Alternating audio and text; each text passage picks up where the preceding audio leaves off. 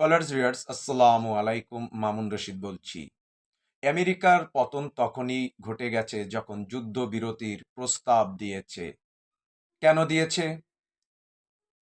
Saudi আরবে অবস্থিত মার্কিন সামরিক ঘাঁটি প্রিন্স সুলতানে যখন KC-135 স্ট্রাটো ট্যাঙ্কার ধ্বংস হয়ে যায়, দিয়াগো গার্সিয়াতে হামলা হয়, সর্ববৃহত্তম এয়ারক্রাফট ক্যারিয়ার জেরাল্ড ফোর্স আক্রান্ত হয়, তখন থেকে আমেরিকা যুদ্ধবিরতির প্রস্তাব দেয় ইরানকে।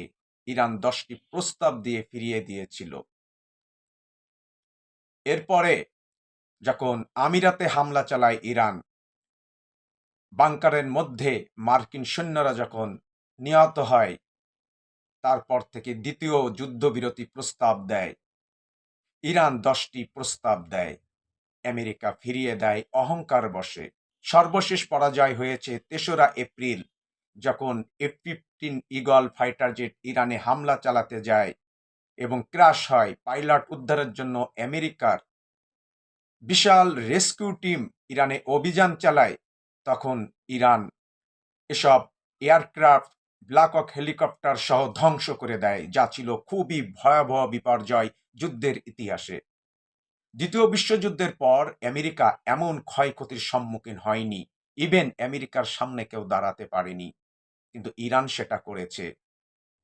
যুদ্ধবিরতি 10টি প্রস্তাবে যা ইরানের ছিল তা নিয়ে পাকিস্তান বারবার ইরানের কাছে ধর্ণা দিয়েছে, কিন্তু ইরান এসব ফিরিয়ে দিয়েছে।